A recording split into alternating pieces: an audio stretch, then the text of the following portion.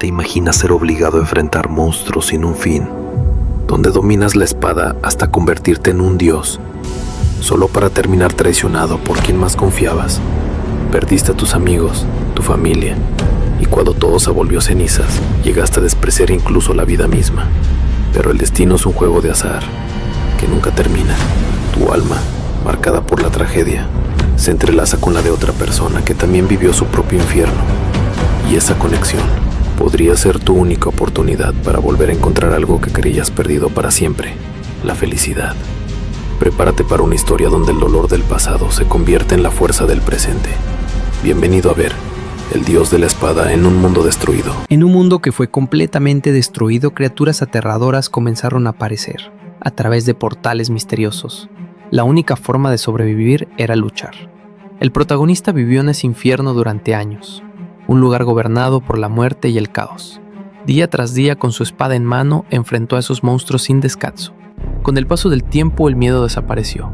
10 años de guerra continua lo convirtieron en un guerrero endurecido, atrapado en una realidad donde la esperanza parecía extinguida y la lucha era lo único que quedaba. Criatura insignificante, ríndete. El mundo tal como lo conocías ya ha desaparecido. ¡Qué desperdicio de talento! Puedes convertirte en mi espada. No me hagas reír. Eso ya no me interesa. Solo quiero matarte. Vaya, has podido cortarme la mano, pero eso no será suficiente. Lucha todo lo que quieras, porque para mí solo eres un simple insecto. Eso a mí me da igual lo que piensas. Aún no lo entiendes. No tienes suficiente poder para enfrentarme a mí. Ese medallón que tienes. ¡Ahora vas a morir, insecto! ¡Que así sea! ¡Tú, maldito humano! ¡No! Al fin puedo recostarme. A pesar de la destrucción de este mundo, aún se pueden apreciar vistas tan hermosas. En otro momento, un joven decide entrar por su cuenta a una puerta de rango C, ignorando completamente las advertencias que prohíben el paso a civiles. A pesar de que se recomienda que al menos 3 héroes ingresen juntos, el chico sin licencia ni equipo salta a la verja y se adentra solo.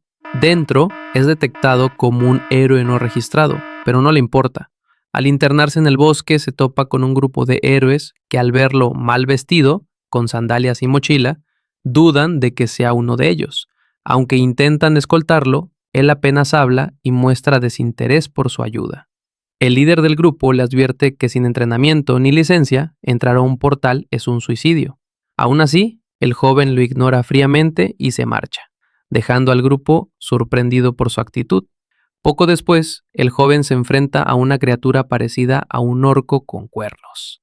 Cansado, se quita la mochila y en un movimiento fugaz desaparece ante el monstruo, para luego reaparecer y destrozarle la cabeza de un solo golpe.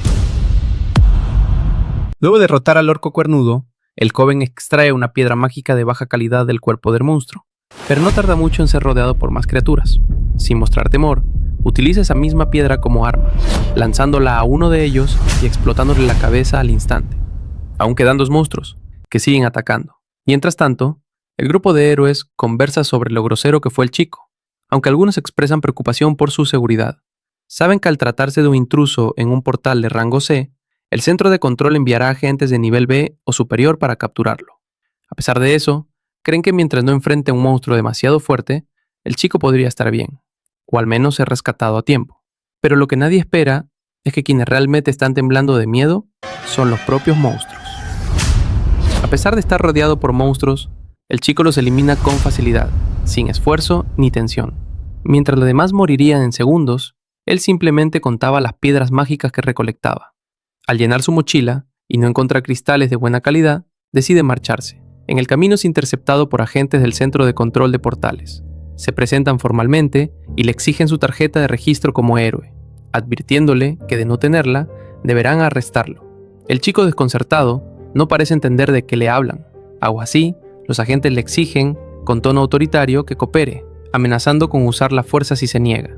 Uno de ellos incluso intenta esposarlo, pero el joven se suelta con facilidad, toma a la agente por la muñeca y lo inmoviliza. En ese instante, el agente siente un escalofrío recorrerle el cuerpo.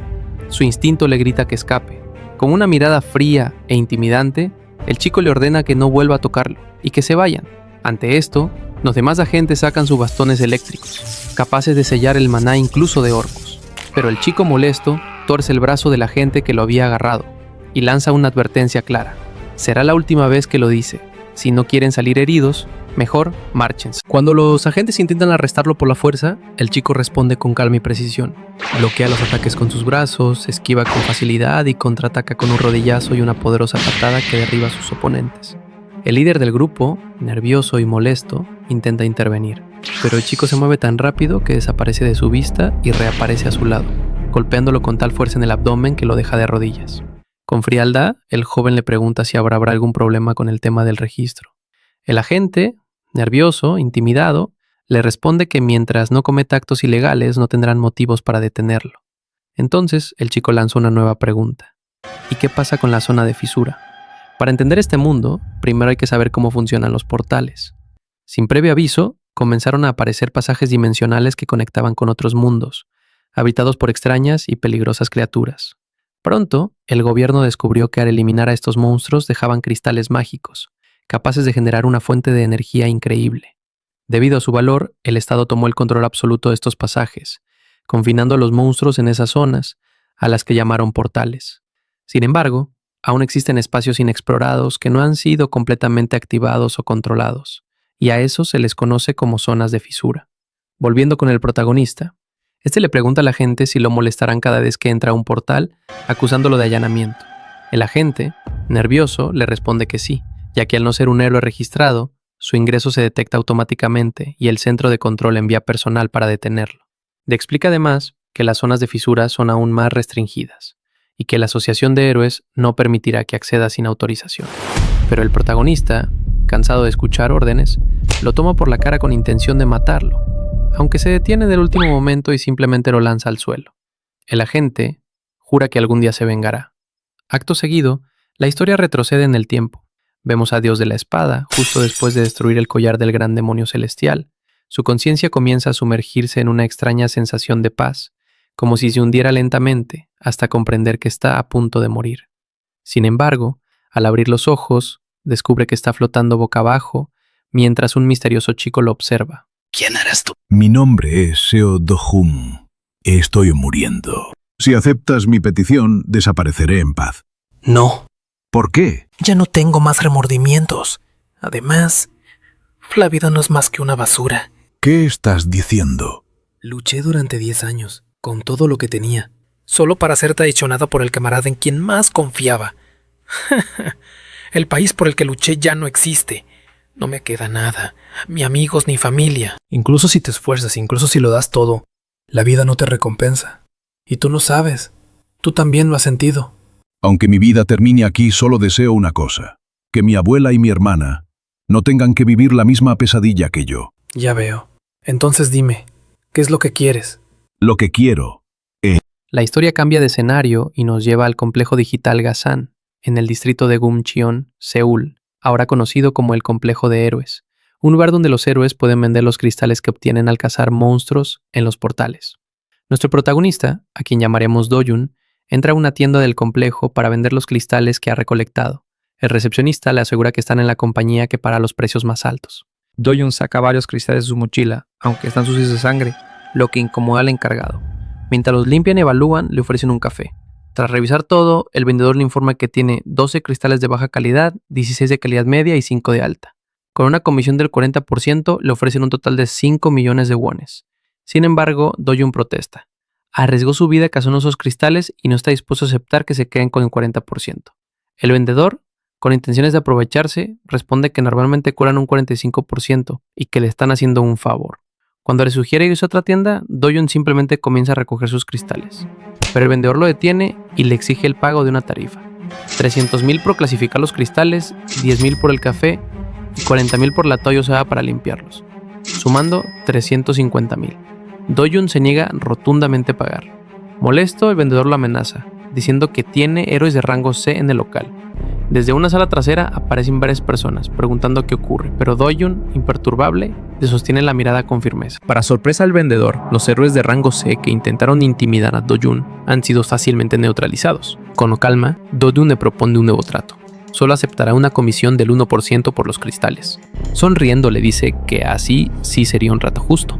Más tarde, al llegar a casa, Do-jun muestra a su abuela y a su hermana, a quien llamaremos Leslie, el dinero que obtuvo, dejándolas completamente sorprendidas. La abuela, incrédula, le pregunta si acaso robó un banco, pero Do-jun le miente diciendo que solo recuperó el dinero de un viejo préstamo a un amigo. Aunque la excusa no la convenza del todo, decide no insistir más.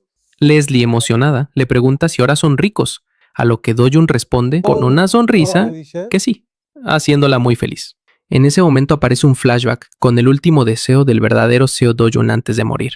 Por favor, deja que vivan en el hogar más seguro del país. Ese deseo quedó grabado en la mente del protagonista, justo antes de despertar en el cuerpo de Do-jun. Pero cumplir esa promesa no será fácil.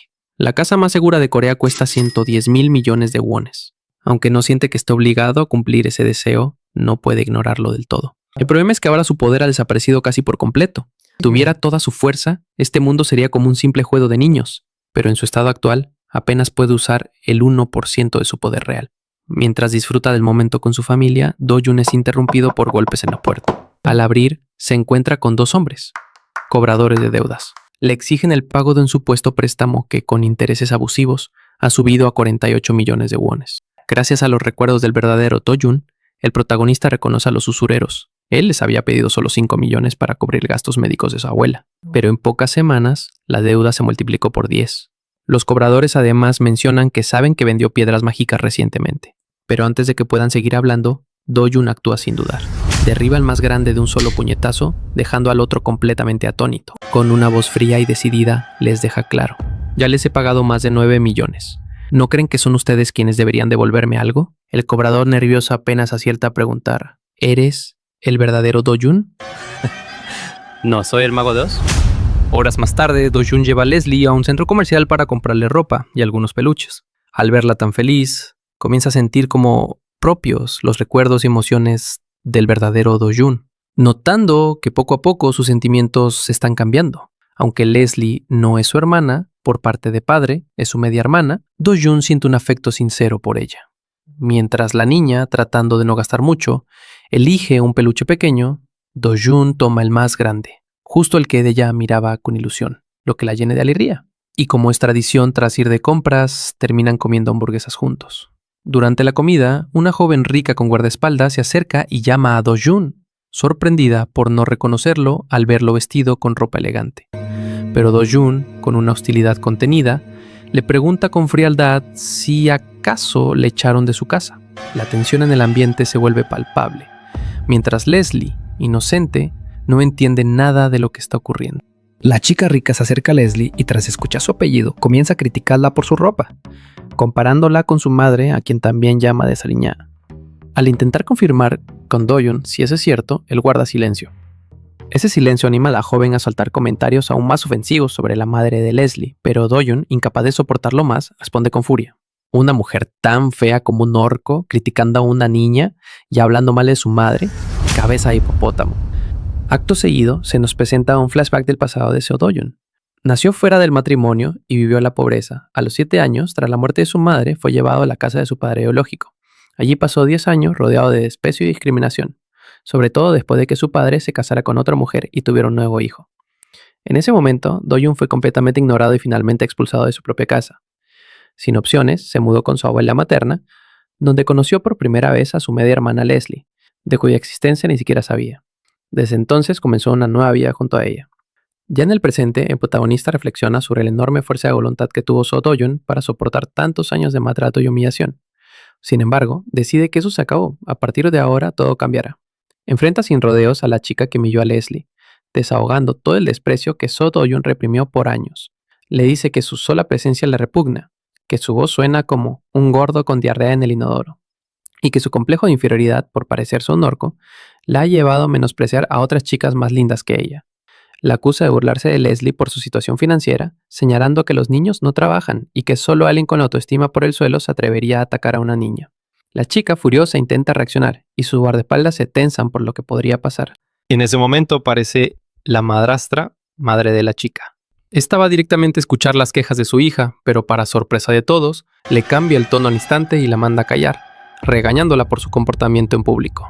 Acto seguido, como si nada hubiera pasado, saluda cordialmente a Do-jun, incluso pidiéndole que vaya a visitar la casa algún día, como si el pasado nunca hubiera existido.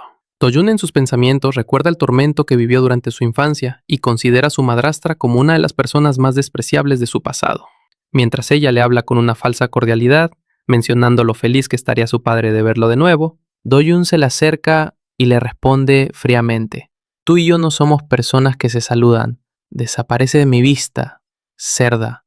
La mujer, desconcertada por la actitud del chico, se marcha en silencio, preguntándose si realmente ese joven era Do-jun, ya que el niño débil que conocía nunca se habría atrevido a hablarle así.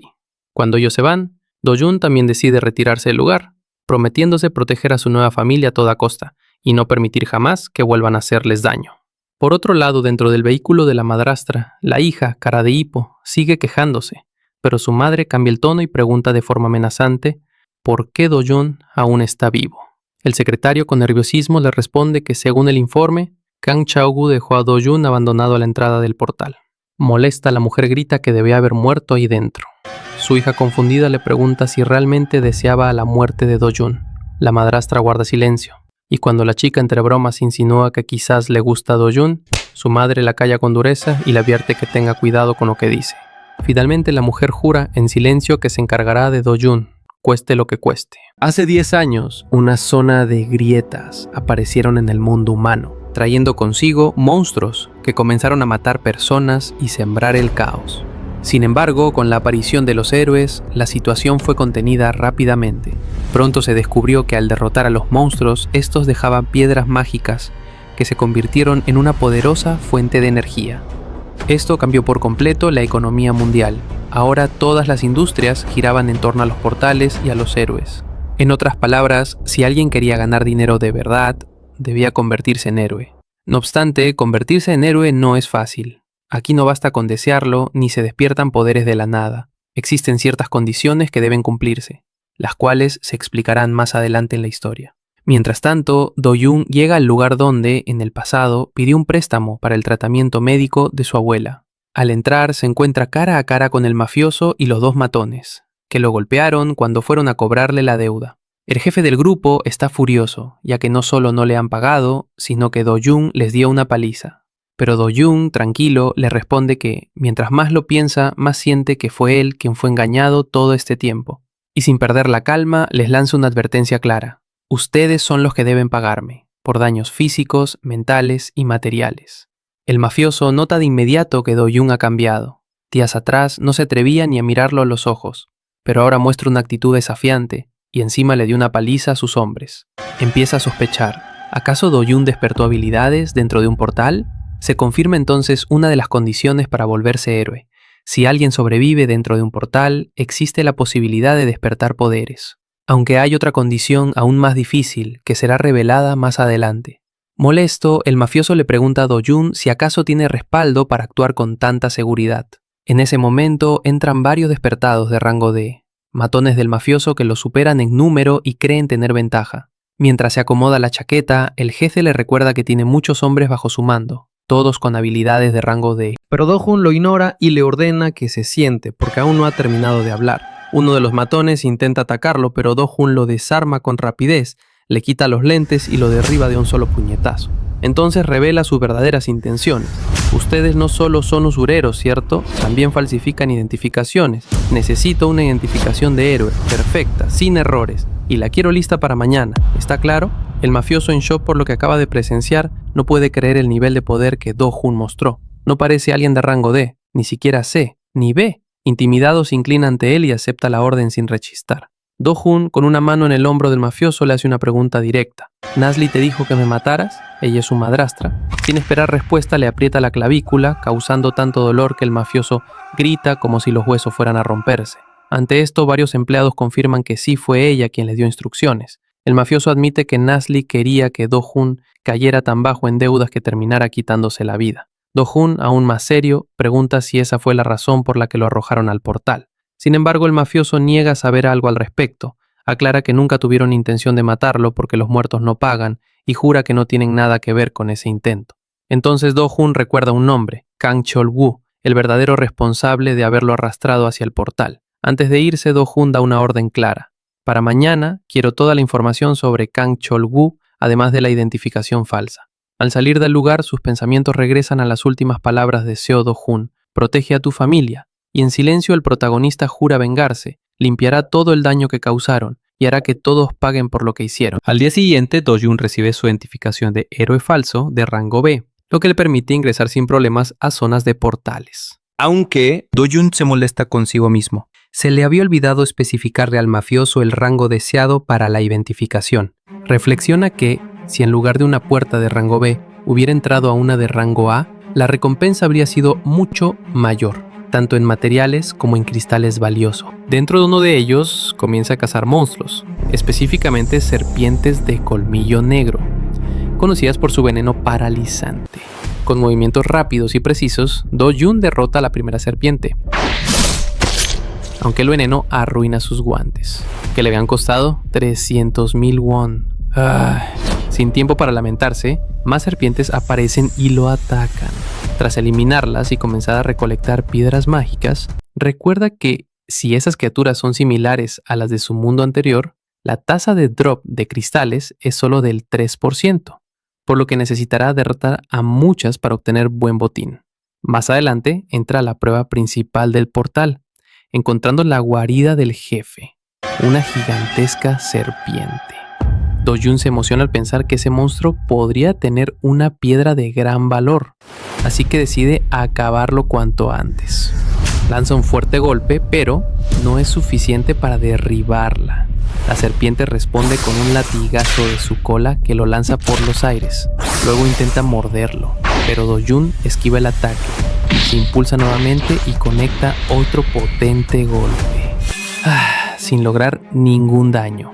Las escamas del monstruo son demasiado resistentes, lo que empieza a frustrar a Do-jun, quien siente la diferencia con su antiguo poder y se da cuenta de que aún está lejos de lo que solía ser. Do-jun nota una espada junto a un esqueleto cercano. Aunque está desgastada, piensa que es mejor que nada y la toma. Cuando la serpiente ataca de nuevo, Do-jun salta por encima de ella y lanza un golpe decisivo con la espada, mencionando que para el monstruo es un honor ser eliminado por el dios de la espada. El golpe es exitoso y la serpiente es derrotada, aunque la espada se rompe en el proceso. Aún así, Do-jun se siente agradecido de que haya servido en ese momento crucial. Aprovechando la victoria, recolecta partes útiles del cuerpo del monstruo, encontrando entre ellos un objeto que podría servirle como daga corta. Mientras se retira del lugar, reflexiona que ha perdido demasiado tiempo en un portal de solo rango B y espera poder ganar algo de dinero con lo obtenido. Finalmente, decide que debe encontrar una forma de recuperar su antiguo poder. Se consuela al pensar que sus antiguos compañeros no lo vieron en su estado actual, lo que alimenta aún más su determinación de volver a ser el guerrero que alguna vez fue. Unas horas después, en la tienda de compra de piedras mágicas, un héroe estaba vendiendo sus cristales mientras discutía con el vendedor por la alta comisión del 40%. El vendedor, como de costumbre, se justificaba diciendo que su compañía ofrecía la tasa más baja del mercado, culpando a los impuestos, tasas de cambio y costos de transacción. El héroe, algo frustrado, evita discutir más, pero nota que el vendedor tiene el rostro golpeado. No preguntes, un loco vino, hace unos días golpeó a mis guardias, y también a mí. El héroe le reprocha por no contratar héroes con habilidades útiles, recordándole que el rango no determina la capacidad real de un héroe, debido a que el sistema de rango solo existe como una formalidad del gobierno y no refleja con precisión la fuerza individual. Ante tantas quejas, el vendedor le pide que se retire. El héroe acepta y se despide. Pero justo en ese momento Do-jun pasa junto a su lado. El vendedor, al reconocerlo, se altera y grita que ese fue el tipo que lo golpeó. El héroe se detiene, se gira y con tono serio le pregunta a Do-jun si viene a causar problemas nuevamente. El vendedor se emociona creyendo que se avecina un enfrentamiento, ya que ese señor es un héroe que tiene 7 años de experiencia. Sin embargo, Do-jun lo mira y sin rodeos le dice: no te metas en lo que no te importa, lárgate. La respuesta deja a ambos en completo silencio, desconcertados por la confianza e intimidación que transmite. Do-jun se cruza con un héroe que le pregunta si planea vengarse por lo ocurrido en la tienda, refiriéndose al incidente anterior. Aunque el héroe se molesta al principio, su instinto le advierte que enfrentarse a Do-jun es una mala idea, así que decide marcharse, dejando al vendedor confundido. Do-jun se acerca al vendedor, quien baja la cabeza, temblando de miedo, al darse cuenta de que ha estado hablando mal de él. Aún así, Do-jun lanza una bolsa llena de cristales mágicos sobre el mostrador.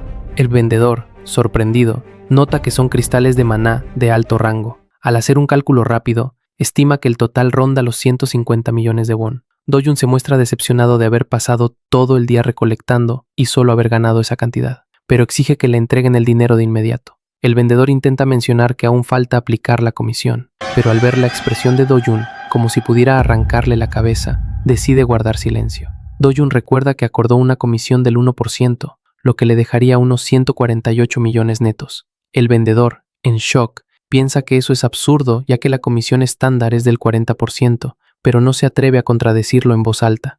En lugar de discutir, le dice que necesita llamar a su jefe para autorizaciones mayores. Do-jun no quiere esperar, así que le arrebata el teléfono, exige el pago directamente al jefe, y cuando termina, lanza el teléfono con tanta fuerza que queda incrustado en la pared. «Tu jefe aceptó, quiero mi dinero ahora», exige fríamente. El vendedor, ya al borde del colapso, le entrega la bolsa con el dinero, y Do-jun se retira, advirtiendo que volverá pronto, mientras el pobre empleado queda, llorando del miedo. 10 minutos después, el jefe de la tienda llega molesto porque su empleado no respondía a sus llamadas. Al entrar, ve el teléfono incrustado en la pared, y el empleado simplemente le dice, «Señor, renuncio». Ante la situación, el jefe decide contactar a una conocida suya, Yena, una heroína de rango S, y también su sobrina. Yena es muy famosa en el país, tanto por su belleza como por su extraordinario talento en combate. Al llegar a la tienda, Yena pregunta al empleado sobre el incidente. Quiere saber qué está pasando con el héroe problemático que ha causado tanto alboroto. Está dispuesta a intervenir personalmente para resolver el conflicto. Do-jun, en casa, reflexiona frustrado. Aunque cazó todo el día, apenas ganó 100 millones de won, y a este ritmo, recuperar su antiguo poder tomará demasiado tiempo. Él sabe que necesita poder suficiente para enfrentar por sí solo portales de rango S, pero el mundo actual es pobre en maná, a diferencia del suyo, donde era abundante. Incluso recolectando maná durante 3 años no sería suficiente. También se preocupa por su equipo. El que hay en el mercado es de baja calidad y extremadamente caro, lo cual lo deja en clara desventaja. Justo en ese momento, una energía peligrosa lo alerta. Sin pensarlo, toma a Leslie y la lleva dentro de la casa, mientras todo comienza a temblar violentamente. La abuela, asustada, piensa que se trata de un terremoto, pero Do-jun sabe que no lo es. Una grieta acaba de abrirse cerca de su hogar. Do-jun, al sentir la peligrosa energía de una grieta, no duda y sale de su casa para entrar directamente en ella, decidido a proteger a su familia. Simultáneamente, en la Asociación de Héroes de Seúl, se activan los sensores.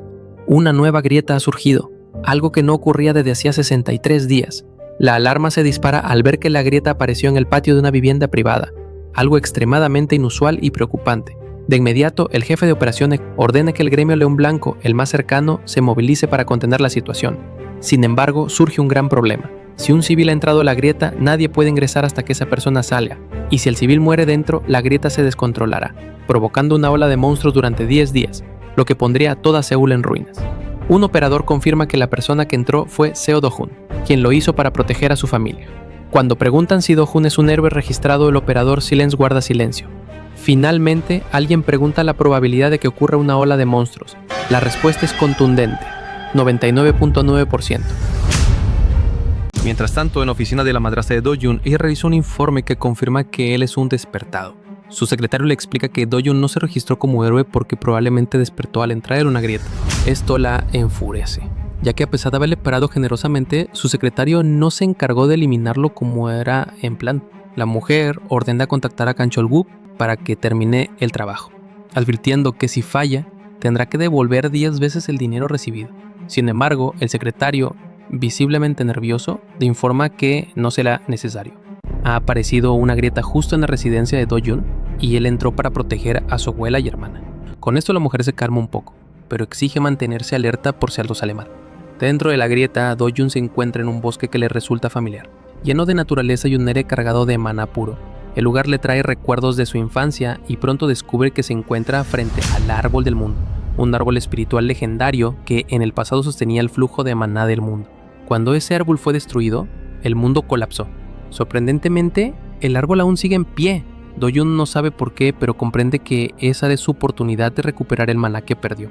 Sin perder tiempo, se sienta a meditar bajo su sombra. Do-Jun pasa varios días meditando y absorbiendo maná del árbol del mundo. Tan concentrado está que se olvida por completo de comer o beber, y sin darse cuenta, transcurren 10 días en total. Sin embargo, una noche siente la presencia de unas criaturas llamadas Volquina, conocidas en su mundo anterior por haber destruido el árbol del mundo con su fuego. Esta vez, Do-Jun jura que no permitirá que ocurra lo mismo, aunque lamenta no tener una espada con atributos de agua para enfrentarlos más fácilmente. Decide usar el maná acumulado como arma, ejecutando una técnica poderosa llamada expulsión de maná, que lanza una enorme cantidad de energía y elimina a uno de los enemigos al instante, dejando a los demás paralizados por el impacto. Los Volquina reaccionan lanzando ráfagas de fuego, pero el maná que rodea el cuerpo de Do-Jun actúa como un escudo impenetrable, volviéndolo inmune al ataque. Sorprendidos, los monstruos intentan lanzar otro ataque, pero Do-Jun se mueve con una velocidad abrumadora, logra taparle la boca y hace que sus propias explosiones lo destruyan desde dentro. Tras derrotar a los Volquina, los monstruos dejan caer varios cristales, lo que emociona a Do-Jun, ya que entre ellos podría encontrarse uno muy raro, el cristal inextinguible. Después de eliminar monstruos durante un buen tiempo, finalmente obtiene uno. Al absorberlo, gana una habilidad relacionada con el atributo de fuego. Esto lo lleva a reflexionar. Su cuerpo actual todavía no es capaz de soportar por completo el maná puro del árbol del mundo, por lo que decide postergar su absorción. En cambio, considera más útil en ese momento centrarse en absorber las llamas del atributo fuego para fortalecer su cuerpo y adaptarse poco a poco. Aunque en su vida pasada no necesitaba ese tipo de habilidades y las ignoraba, ahora le cuesta incluso 10 minutos absorber una. Sin embargo, tras hacerlo, siente que su cuerpo se vuelve más ligero y resistente. Al ver que a sus pies hay muchas piedras inextinguibles, Do-Jun toma una decisión: absorber todas las que pueda para incrementar su poder elemental. Mientras tanto, fuera de la grieta, la tensión aumenta. Miembros del gremio Colmillo Negro y la Comisión de Héroes vigilan la zona con incertidumbre, mientras algunos critican a Do-Jun, creyendo que no entró para proteger a su familia, sino con la ambición de despertar como héroe. Sin embargo, la preocupación crece, ya que rupturas similares han aparecido en varias partes del mundo: Estados Unidos, China, Reino Unido, Turquía y Suiza. Incluso el maestro del gremio tuvo que viajar para asistir en el control de la grieta en Estados Unidos, donde lograron estabilizarla, por ahora. A pesar de las críticas, todos saben que si Do-Jun muere dentro, los monstruos saldrán sin control y Seúl podría ser destruida. Uno de los guardianes incluso jura que si sobrevive, le dará una paliza por su atrevimiento. El tiempo sigue corriendo. Han pasado ya 28 días desde que se cerró la grieta sin señales de que se abra nuevamente. La Asociación de Héroes se ve obligada a declarar una posible ola de monstruos de nivel 1 no, advirtiendo que si Do-Jun no sale en los próximos 2 días, comenzarán los protocolos de emergencia. En otro punto de la ciudad, el mafioso observa la noticia, impactado, sin creer que Do-Jun haya sido tan temerario para entrar a esa grieta. Pero su mano derecha, el gerente Kim, le confirma que es cierto. Do-Jun entró en la grieta por voluntad propia. El mafioso, intrigado, le pregunta a Kim cuál cree que es la probabilidad de que Do-Jun regrese con vida de la grieta. Kim, con frialdad, estima que las probabilidades son mínimas, alrededor de un 1% si realmente es un civil, como cree la Asociación de Héroes. Sin embargo, el mafioso se ríe con desdén, asegurando que esa información es errónea y que Do-Jun no es un civil ordinario. Recuerda cómo Do-Jun logró enfrentarse y herir a su gente en el pasado, dejando en claro que no es alguien común. Entonces plantea una nueva duda: ¿y si en realidad es un despertado? Kim responde con cautela, afirmando que todo dependería de su rango y habilidades, ya que luchar no es lo mismo que sobrevivir dentro de una grieta. Sin embargo, ambos coinciden en un punto: Do-Jun tiene 2 familiares, y eso los convierte en un objetivo útil. Aunque Kim sugiere que lo más sensato sería protegerlos por ahora, el mafioso revela sus verdaderas intenciones. Si Do-Jun muere, planea vender los órganos de su familia para sacar provecho, mientras los mafiosos planean manipular a Do-Jun si regresa con vida, haciéndole creer que cuidaron de su familia para así atarlo con una deuda. En el interior del árbol del mundo, Do-Jun continúa absorbido en su entrenamiento, Ha pasado tanto tiempo, concentrado en absorber las piedras inextinguibles que pierde la noción del tiempo. Gracias a esto, logra sentir y manipular el flujo de maná de fuego, mejorando su resistencia al fuego y alcanzando un estado incluso superior a cuando era llamado el dios de la espada.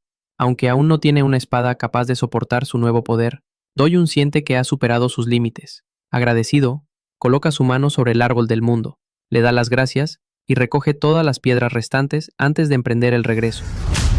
Al salir de la grieta, no detecta monstruos ni humanos cerca, salvo por un aura poderosa a lo lejos. Al acercarse, descubre que se trata de agentes del gobierno, los mismos con los que ya ha tenido conflictos.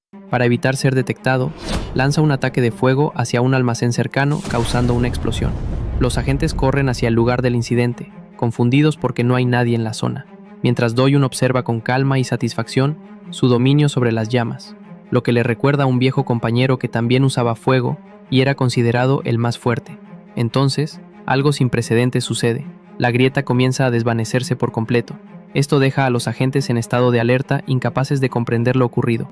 Do-Yun, sin mirar atrás, se aleja tranquilamente, dejando tras de sí más preguntas que respuestas. Al día siguiente, las noticias estallan con una noticia de última hora.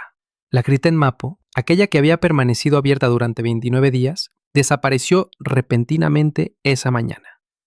La Asociación de Héroes, que esperaba una inminente ola de monstruos, se encuentra desconcertada por el fenómeno y abre una investigación a fondo para entender qué ocurrió. Además, un incendio misterioso estalló en un depósito de chatarra cerca del lugar de la grieta, sin explicación clara. Los medios dan por hecho que Seo Do-Yun murió dentro de la ruptura, ya que no hay señales de vida, ni rastros de su salida. Sin embargo, Do-Yun está vivo, y se sorprende de que lo den por muerto tan fácilmente. Reflexiona que si él hubiera entrado a esa grieta, Seúl ya habría sido destruida. Aún así, siente una profunda tristeza por haber perdido toda posibilidad de volver a ver al árbol del mundo. Pero no hay tiempo para lamentos. Tiene algo más importante que proteger ahora. Llega entonces a la guarida del mafioso, donde dos delincuentes conversan con desprecio, celebrando su supuesta muerte. Uno sugiere que la anciana no sirve para nada, mientras que la niña será interesante cuando crezca, y que su jefe seguramente ya lo sabe. En ese instante, Do-Yun aparece, interrumpiéndolos con una sola pregunta: ¿dónde está su jefe? Poco después, el mafioso entra despreocupado, contento con la idea de que Do-Yun esté muerto, e incluso pide organizar una fiesta para celebrarlo. Pero al subir las escaleras, nota algo raro. No hay guardias custodiando. Cuando llega al piso superior, se encuentra con una escena brutal. Sus hombres están siendo derrotados, golpeados sin piedad. En ese momento comprende una dura verdad. La pesadilla no ha terminado, y justo antes de recibir un golpe de Do-Yun, solo puede pensar: este bastardo tiene 9 vidas como los gatos. Vengateando como un perro desde allá. El mafioso, empapado en sudor y con las piernas temblorosas, apenas podía mantenerse en pie. Su rostro, antes arrogante, ahora estaba pálido como un cadáver. Ni siquiera podía recurrir a la policía. Dime, ¿no me escuchaste bien? ¿O acaso te lo tengo que repetir? El mafioso empieza a gatear. Un tipo como tú, ni siquiera mereces que te traten como a un humano. Quiero que lo hagas ladrando. ¿Qué esperas? Ladra como un perro. Wow. Más fuerte, hazlo con el alma, como si tu vida dependiera de ello, porque así es. Eso está mejor. Ahora sí estás donde perteneces. Hace unas semanas te arrastrabas como un gusano, sonreías actuando servicial, como si fueras capaz de arrancarte el hígado y ofrecérmelo en una bandeja, pero bastó con que sintieras una mínima oportunidad. ¿Crees que no he lidiado con ratas como tú? ¿Crees que me temblaría la mano para eliminarte por completo? No, tú no eres especial. Solo eres otro cadáver que aún no se ha enterado de que ya está muerto. Por favor, Do-Jun, solo perdóname la vida, te lo ruego. Que serviré. Seré leal como un perro si es necesario. Haré lo que me digas. ¡Cállate! Oye, tú, 4 ojos. ¿Y yo? Sí, tú. Desde ahora, tú serás el jefe. No trabajes como un perro para un bastardo que ni siquiera es humano. ¿No les resulta fácil a ustedes deshacerse de sus superiores cuando les conviene? Entonces se los permitiré. Elimínenlo. Sin embargo, en medio del tenso silencio, el gerente dio un paso al frente. Aunque sus piernas temblaban visiblemente, se inclinó con respeto y habló con la voz entrecortada por el miedo. Señor Do-Yun, mi jefe tiene muchos contactos, políticos, empresarios, policías, incluso dentro de la asociación. Si de repente me convierto en el nuevo jefe, todos comenzarán a sospechar. Dirán que ocurrió algo raro, que alguien más está detrás moviendo los hilos. No tardarían en investigar, y eso podría volverse un problema para usted también. Lo que quiero decir es que, por favor, perdónelo, solo esta vez. Le juro que no volverá a actuar por cuenta propia. Yo mismo me encargaré de vigilarlo de cerca. Entonces, ¿me estás cuestionando? ¿Por qué es tan terco? Ustedes se especializan en cosas como meter a alguien en un contenedor y tirarlo al mar, ¿cierto? O aplastarlos en un depósito de chatarra, como si fueran basura reciclable, ¿o me equivoco? Solo hay silencio. Nadie se atreve ni siquiera a tragar saliva. Por favor, solo perdóneme la vida. Trabajaré como un perro toda mi vida, te lo suplico. Do-Yun se queda en silencio por unos segundos. Sería más fácil eliminarte ahora y evitarme problemas futuros, pero al parecer me he vuelto algo blando. Extiende lentamente su mano hacia el mafioso. El mafioso, con los ojos vidriosos, asiente frenéticamente. Me disculpo por todo lo que he hecho hasta ahora, señor. Lo juro, no volverá a ocurrir. En un instante, la mano del mafioso se envuelve en fuego ardiente. Esta es tu última oportunidad. Escúchame bien, porque si lo olvidas, no habrá segundas advertencias. A partir de ahora, si mi familia sufre siquiera un rasguño, todos ustedes estarán muertos, sin excepción. Nos protegerás día y noche, las 24 horas del día, los 7 días de la semana, por el resto de sus vidas. Mientras las noticias siguen afirmando que Seo Do-Yun ha muerto, él permanece en silencio. Aunque no le agrada escuchar que lo dan por muerto, también entiende que si revela que sigue vivo, podría provocar un alboroto. Por ahora, su prioridad es encontrar una casa donde mudarse con su abuela y su pequeña hermana, quien está muy emocionada por el cambio. Do-Yun la anima diciéndole que pronto podría ir a la escuela, pero al mencionarlo, Almilla se entristece. Confiesa que cuando iba al jardín de niños, otros niños se burlaban de ella por no tener mamá ni papá. Do-Yun, incapaz de responderle con palabras, simplemente decide que lo mejor será que no vuelva al jardín, y que el próximo año entre directamente a la escuela primaria. Su hermana se alegra con la decisión, feliz de no tener que convivir con niños crueles. En su interior, sin embargo, Do-Yun ya está planeando enviarla a una escuela privada prestigiosa, donde nadie se atreva a juzgarla. Y si alguien osa hacerlo, él mismo se encargará de destruirlos. Unas horas antes, Do-Yun se encontraba hablando con el gerente del mafioso en un hotel.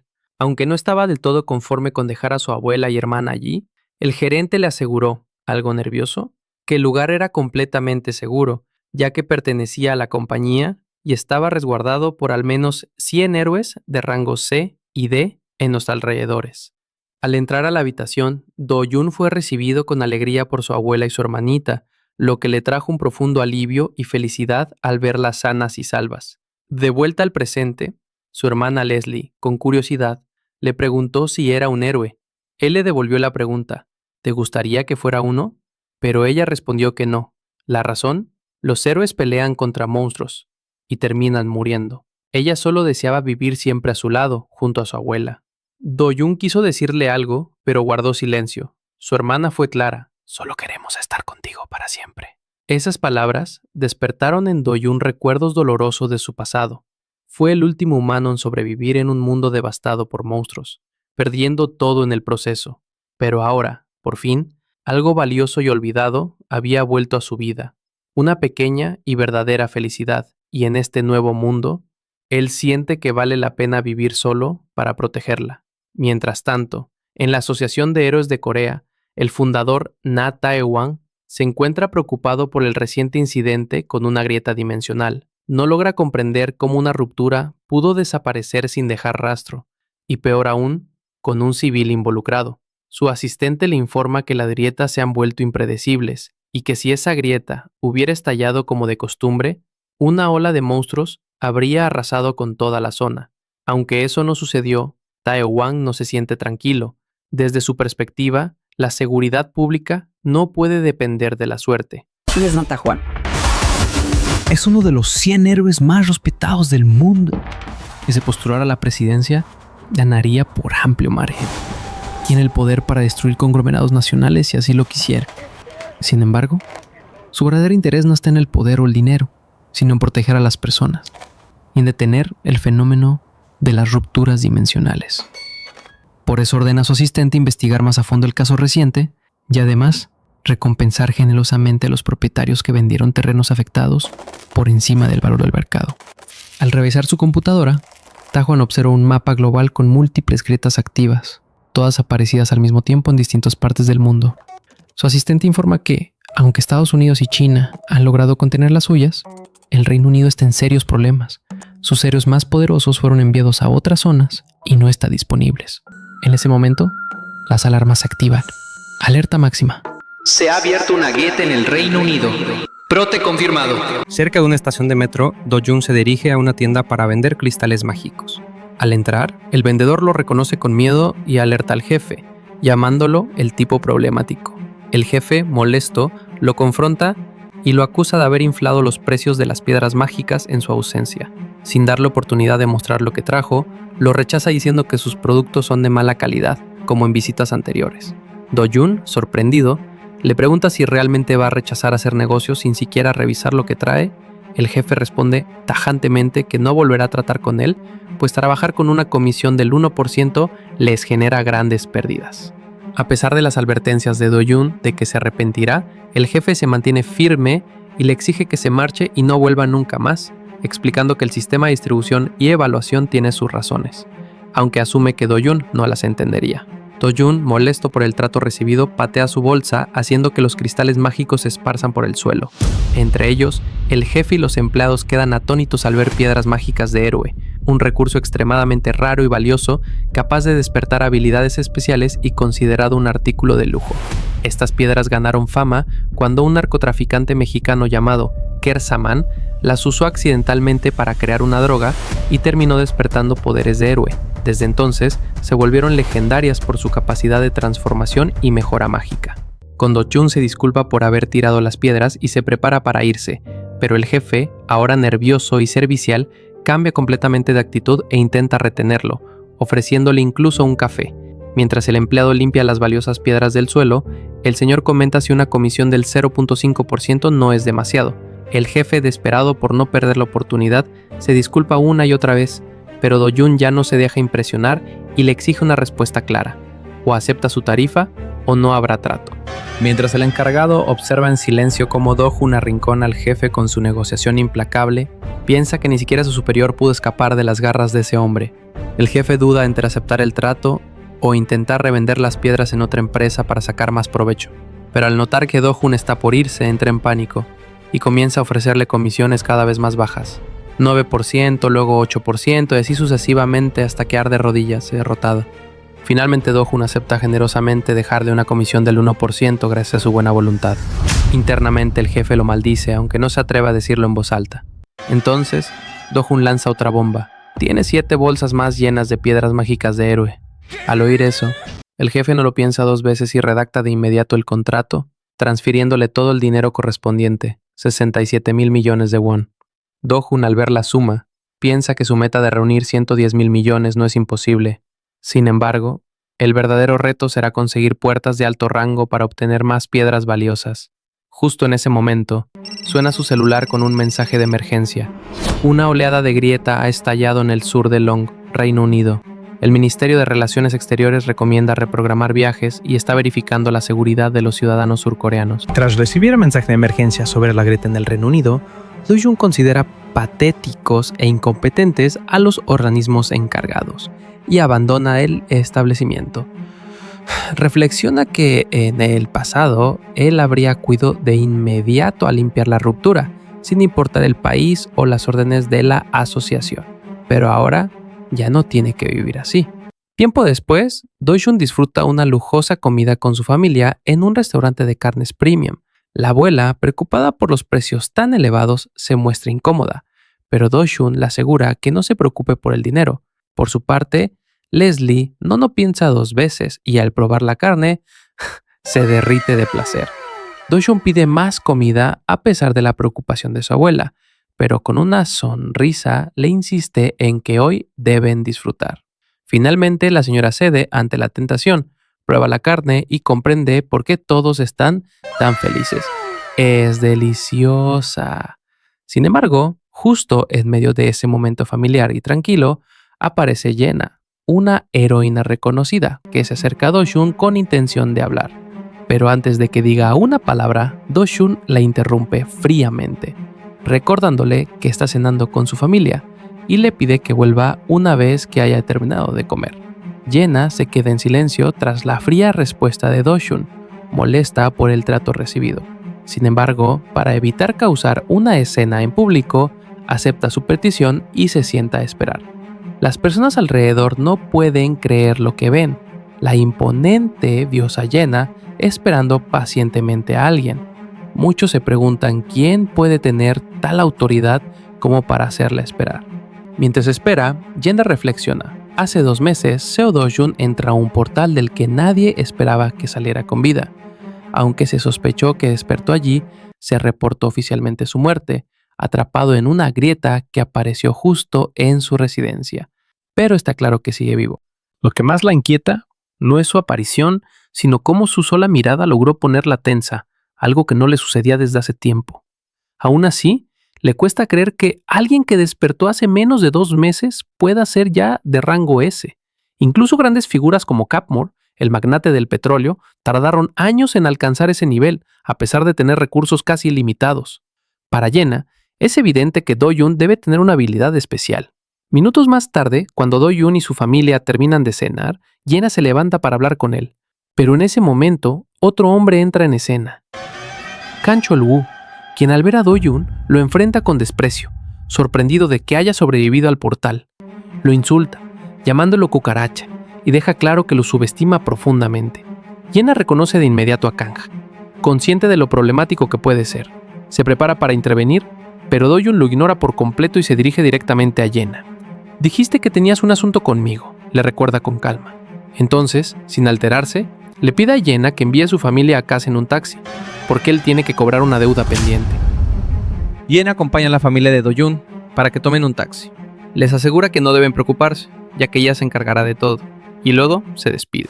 Mientras tanto, dentro del restaurante, la situación se ha vuelto tensa. Do-jun ya le ha dado una bofetada a Kang Chol-woo, quien enfurece, pero antes de reaccionar, una camarera interviene pidiéndoles que no peleen dentro del local. Kang, fuera de sí, la empuja con violencia, y al girarse maldiciendo, no se da cuenta de que Do-jun ya está encima de él y le asesta otro golpe, esta vez tan fuerte que lo deja de rodillas. Con frialdad, Do-jun le recuerda: «No he olvidado que me dejaste morir en una puerta». Así que empieza a hablar. Kang, con desprecio, responde que no tiene nada que decirle a alguien que incluso su propio padre abandonó, y le revela que su madrastra fue quien le ordenó matar.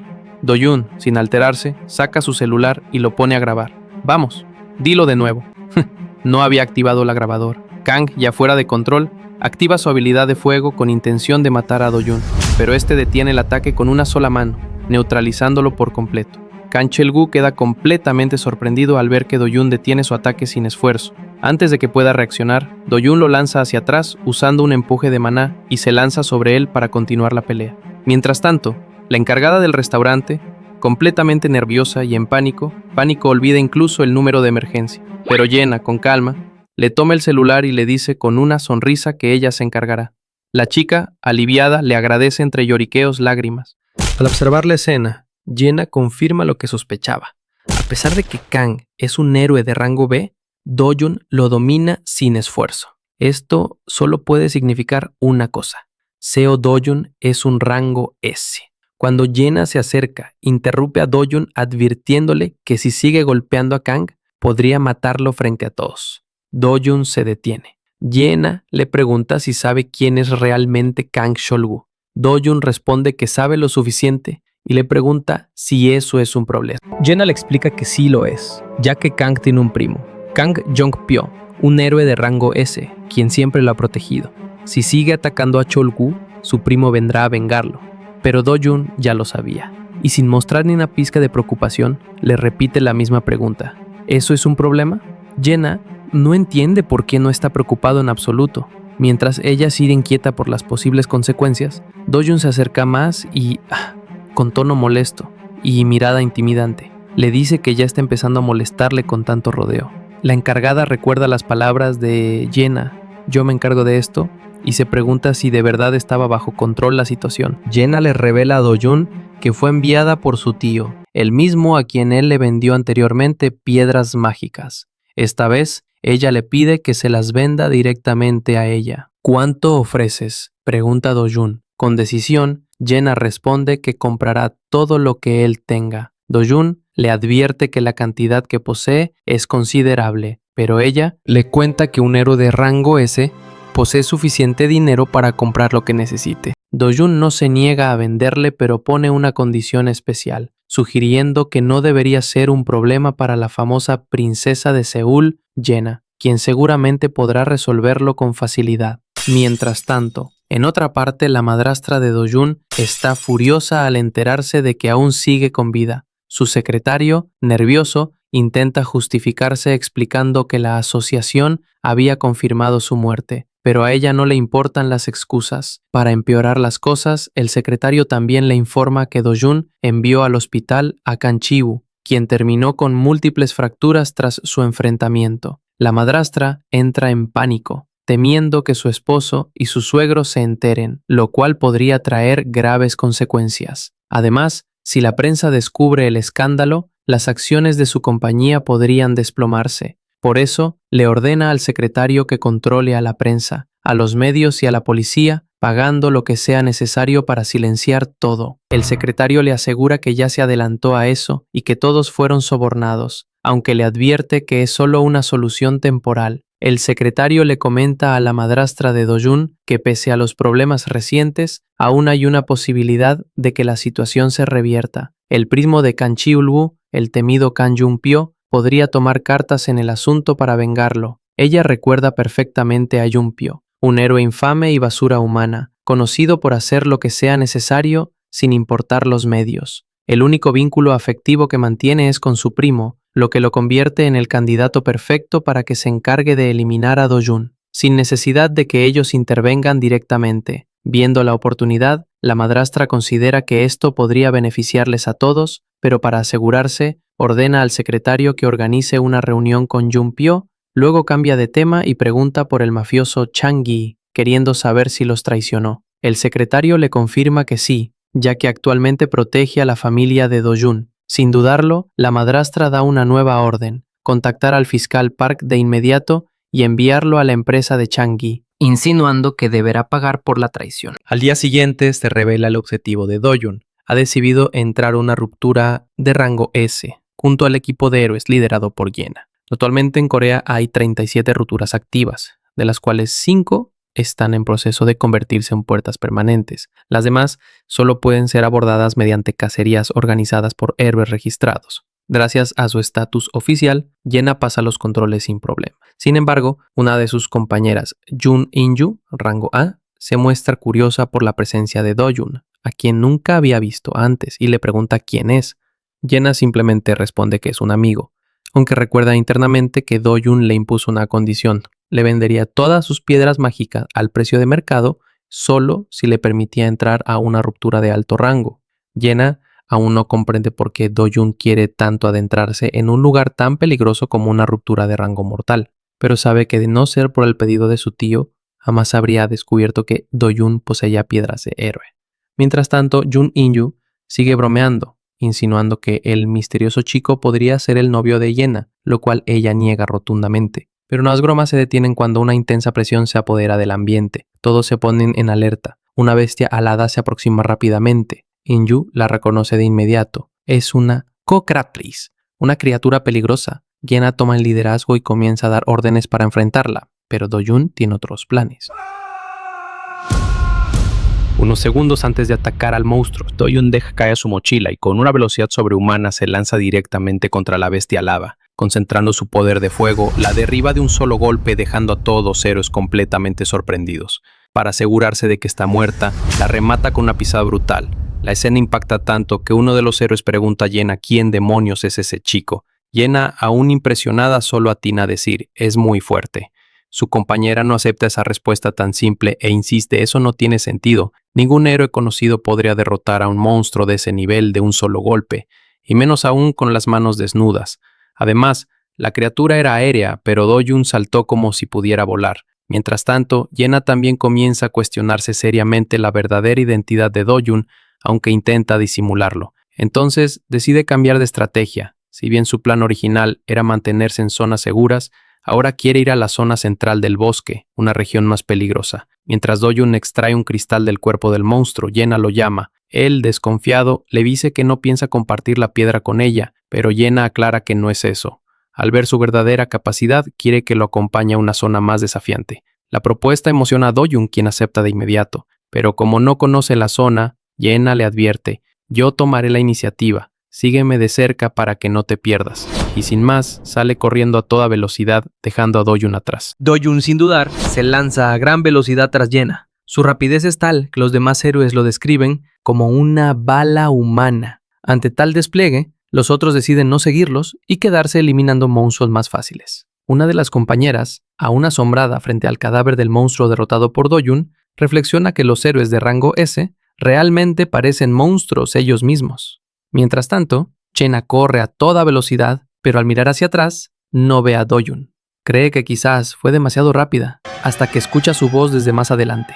Él ya la había alcanzado y hasta le pregunta si no puede ir más rápido.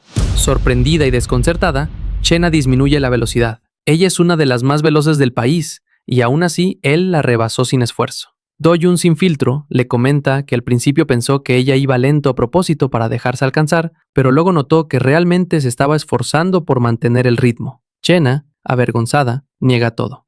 Durante su carrera, Do-Jun nota una zona montañosa y pregunta qué hay allí. Yena le explica que es el territorio del jefe de zona, un monstruo colosal llamado Kaserian, con forma de dinosaurio de más de 20 metros. Tan fuerte que para derrotarlo se necesitan al menos 3 héroes de rango S y varios de rango A. Esto solo motiva más a Do-Jun, quien al escuchar que Kaserian posee una piedra mágica de rango imaginario justo debajo del rango supremo, empieza a caminar directo hacia él. Yena queda paralizada por la sorpresa y el miedo, dándose cuenta de que Do-Jun planea enfrentarlo solo. Ni siquiera tiene tiempo de detenerlo, porque él sale corriendo hacia el jefe sin pensarlo 2 veces. Aterrada, Yena también corre detrás de él, convencida de que ese loco se está yendo directo a morir. Instantes después, Yena queda completamente impactada. Do-Jun ha derrotado solo al monstruo jefe, Kaserian, una criatura temida incluso por los héroes de más alto rango. Esto le hace recordar la primera incursión contra ese monstruo, liderada por el héroe de rango S, Park Hae-yeol, quien junto a 30 héroes de rango A intentó cazarlo. Todos murieron, excepto él, que logra escapar gravemente herido. Años después, Park reunió a otro héroe de rango S y a 200 héroes de rango A para una segunda misión. Tras una feroz batalla, lograron finalmente derrotar a Kaserian, aunque solo 40 sobrevivieron. Desde entonces, el gremio de Park, llamado Dulce Vida, no ha podido recuperar su fuerza, a pesar de que ya pasaron 3 años de esa masacre, y ahora Do-Jun lo venció de un solo golpe. Él la mira fríamente y le aclara que no recibirá recompensa alguna, porque no participó en la batalla. Yena no puede discutirlo, si no lo hubiera visto con sus propios ojos, jamás lo creería. Luego Do-Jun extrae el cristal del monstruo, notando que es muy diferente a los anteriores, por lo que decide guardarlo con cuidado. También le avisa a Yena que ya no necesita que lo guíe, y que a partir de ahora continuará solo.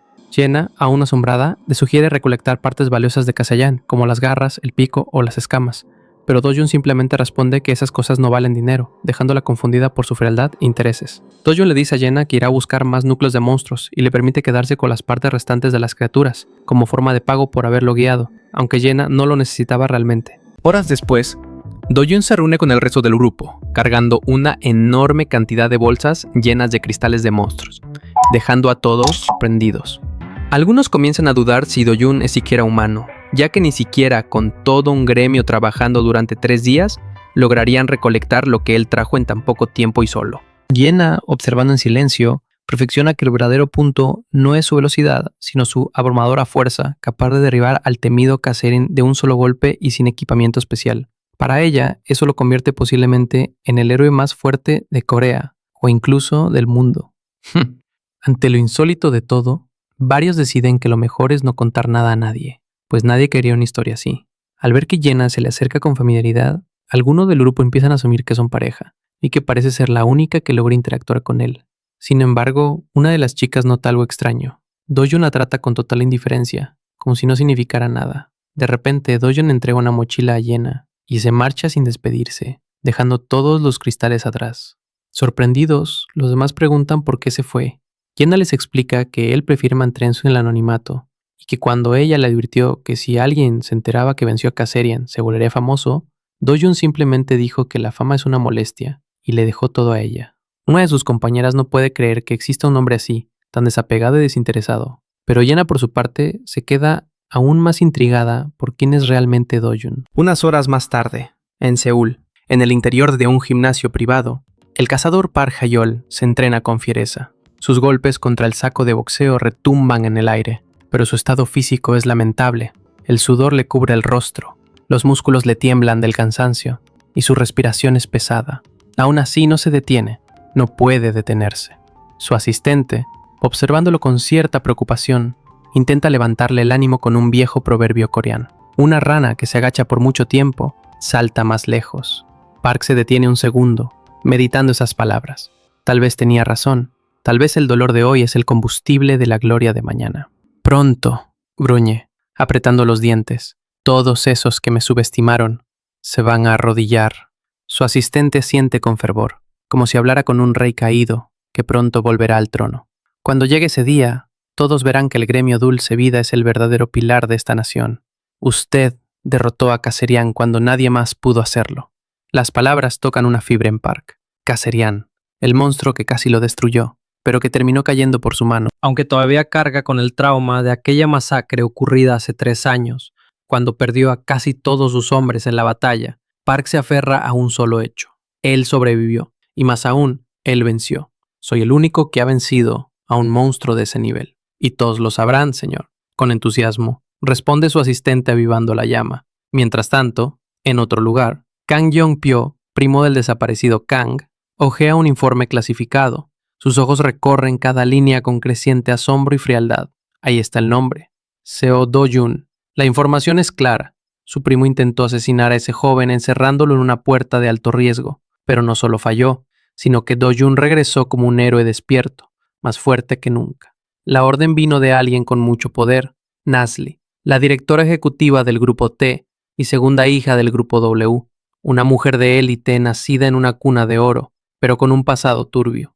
Según los rumores del informe, Seo Do-jun no es un simple desconocido, es posiblemente el hijo ilegítimo del Grupo T, criado durante 7 años hasta que nació el verdadero heredero de Hong Hae-yu 6 años atrás. De ser cierto, Do-jun sería el primogénito por derecho de sangre, un obstáculo, y por eso intentaron borrarlo. 3.000 millones le pagaron a mi primo por matarlo, y terminó ciego, con fracturas y quemaduras, prácticamente destruido. Si hubiera estado en su lugar, lo habría triturado por completo. El informe también menciona otro nombre, Yenna. Fue ella quien ayudó a Seo Do-jun. Gracias a su testimonio, todas las investigaciones contra él fueron cerradas. Eso despierta su curiosidad. Si no hay una relación sentimental entre ellos, entonces hay algo mucho más importante detrás. Yong-pyo sabe que esto no ha terminado. Tarde o temprano la señora Nasli volverá a mover sus hilos, y cuando lo haga, sin duda, lo buscará a él para que termine el trabajo que su primo falló. Y él, claro, no dirá que no, si el precio es el adecuado. Mientras tanto, Seo Do-jun camina en silencio hacia el hotel donde vive. Cada paso resuena con un plan en mente.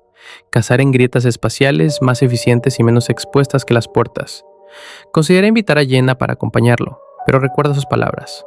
Ella prefirió ocultar el cristal de Kasserian, temiendo que si lo vendía, las preguntas revelarían que él fue quien lo derrotó. Pondría su identidad en riesgo. No puede arriesgarse. Debe encontrar otra forma de entrar en las grietas sin exponerse. Sin embargo, al llegar a su apartamento, una sensación extraña le recorre el cuerpo. En la entrada, hay varios zapatos que no reconoce. Cuando abre la puerta, la escena lo golpea como un martillo. Su familia rodeada por agentes. Su hermana Leslie corre hacia él llorando, abrazándolo con fuerza. Un hombre con traje se le acerca. Su expresión es seria, su tono firme. Soy el fiscal Park Cheol, del distrito de Seúl. ¿Conoce al señor Changi? Do-jun apenas alcanza a responder cuando escucha las palabras que no esperaba oír tan pronto. Está arrestado. Se le acusa de suplantar a un héroe no registrado, liderar una organización clandestina y participar en préstamos ilegales. El mundo, que creía haber empezado a dominar, vuelve a girar en su contra.